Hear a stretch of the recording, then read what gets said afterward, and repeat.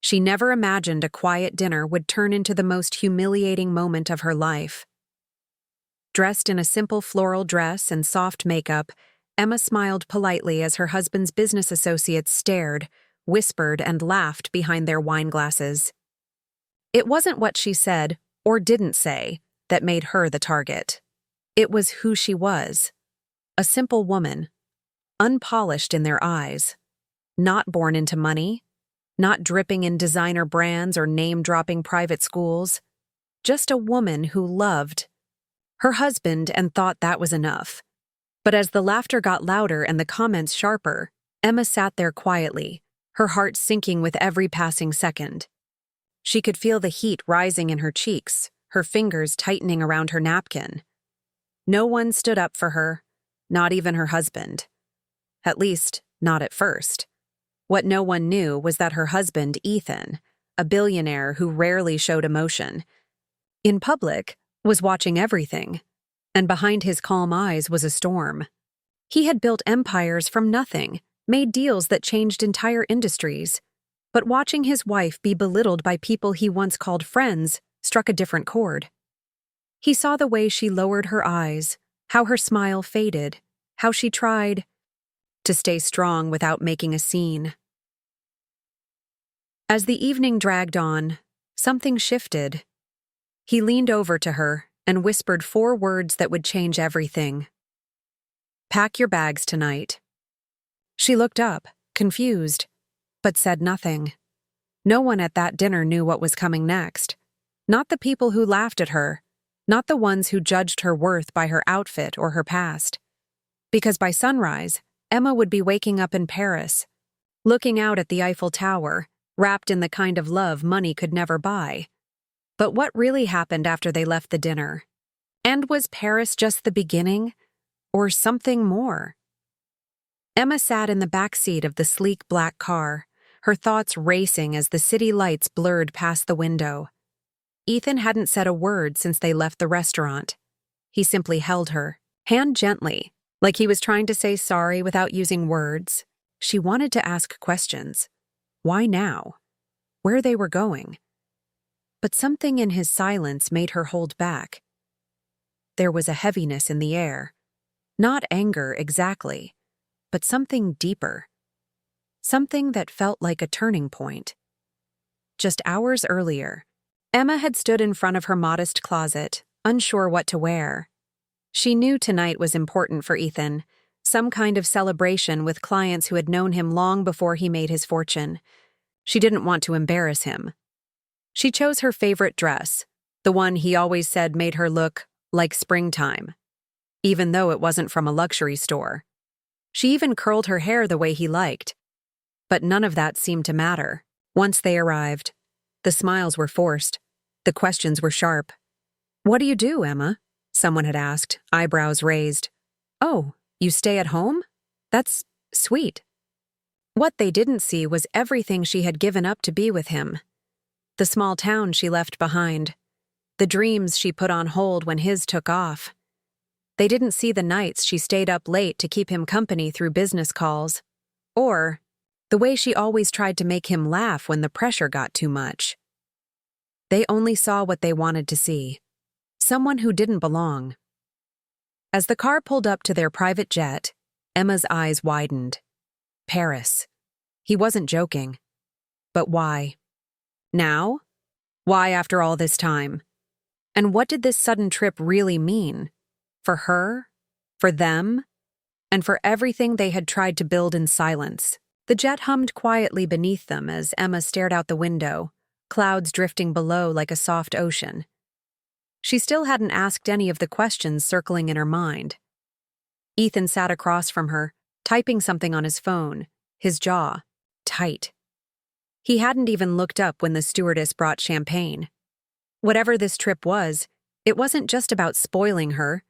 There was something else going on, something he hadn't said yet.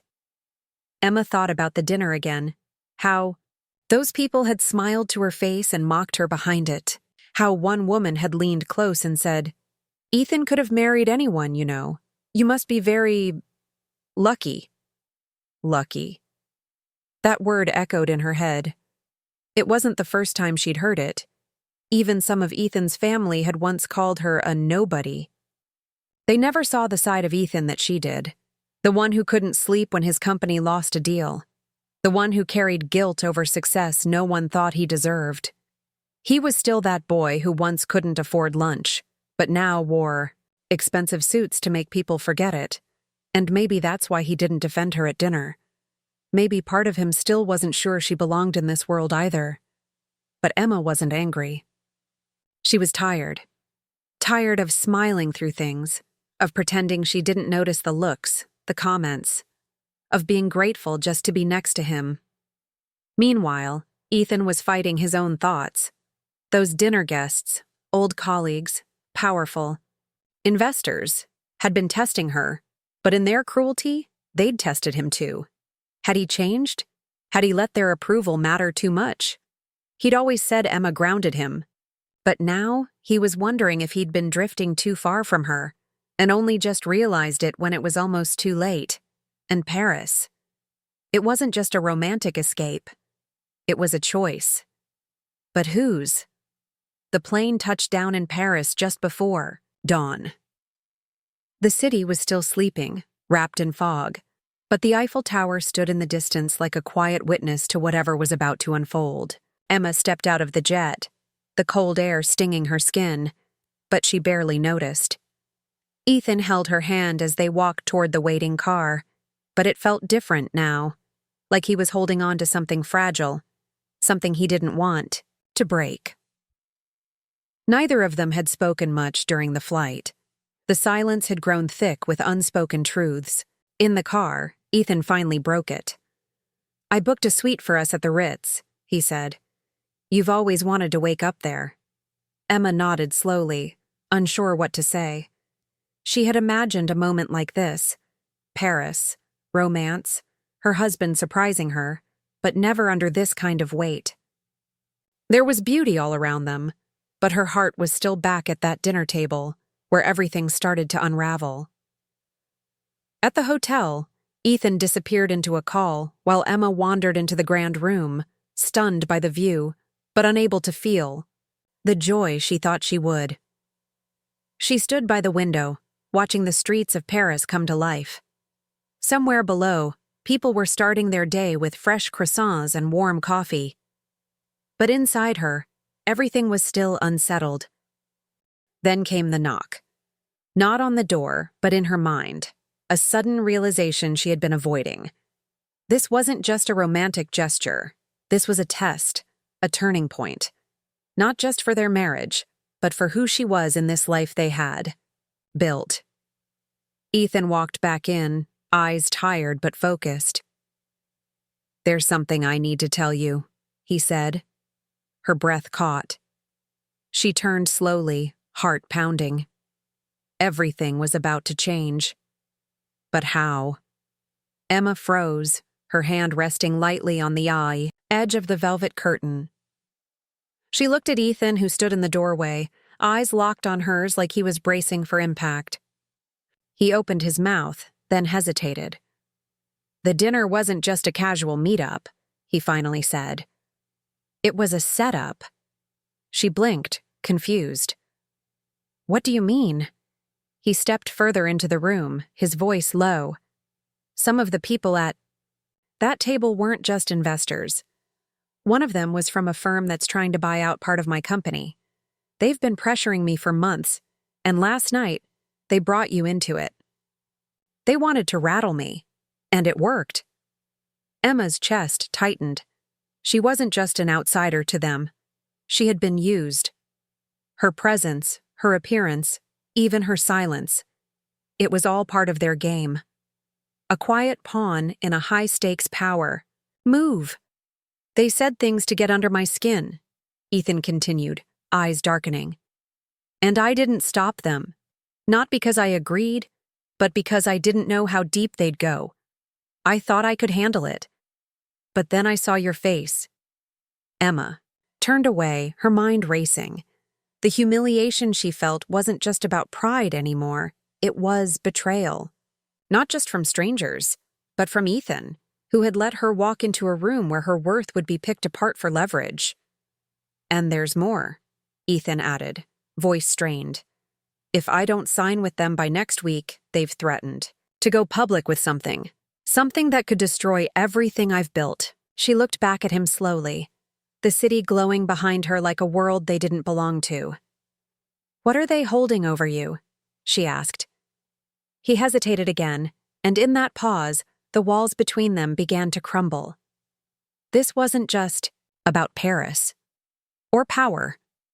It was about trust and what was left of it.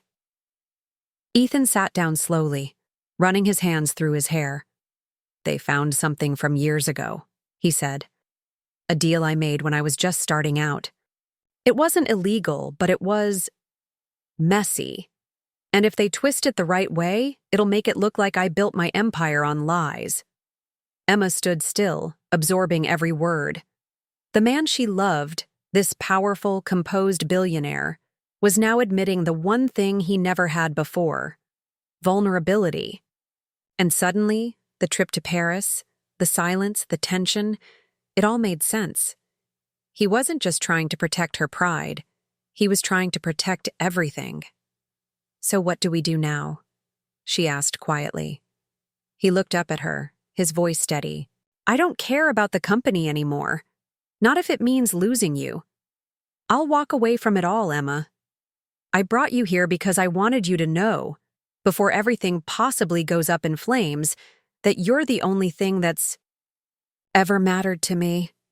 Tears welled in her eyes, not from sadness, but from the shock of hearing the words she'd needed for so long. She stepped forward, took his hands in hers. "Then we face it together." Just then, his phone buzzed. He almost ignored it, but something made him check. His eyes widened. It's an anonymous email, with documents. He opened it, and what he saw turned everything upside down. The very same files they'd used to threaten him, attached, time-stamped, and traced. But not sent by the firm, sent by someone else entirely. Emma leaned in, her voice trembling. Who would have this? He stared at the screen, then looked at her, stunned. It came from my former assistant, the one I fired 6 months ago. She's been working with them. And just like that, the game changed again. The real betrayal had been much closer than either of them thought. Ethan sat in silence, the weight of the final twist settling on his shoulders. The assistant he had once trusted, the one who'd handled private documents and meetings, had been working against him all along. It wasn't just about business, it was personal. She had seen Emma as a weakness and used her as a way in. The betrayal stung, but it also cleared the fog. For the first time in months, maybe years, things were finally starting to make sense. Emma stood beside him, no longer feeling like an outsider. She wasn't just a wife or a quiet presence in the background. She was his partner, the one who stayed when everything else shook. That dinner, the humiliation, even the flight to Paris, it had all led to this moment. And now, there were no more lies between them. Ethan reached for her hand again, this time with nothing to hide. I'll expose them, he said. I'm not letting them take everything we've built.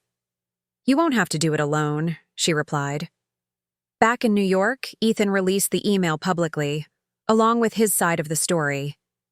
He didn't sugarcoat the past, but he didn't run from it either. The media tried to spin it, but the truth had power. Investors were shocked, but many respected the honesty. The assistant was found out and faced legal action, and those who mocked Emma at the dinner, they quietly distanced themselves, realizing too late who they had underestimated. In Paris, their last night in the suite, Emma looked out over the city again, this time with peace in her chest. Not because everything was perfect, but because she finally knew her worth.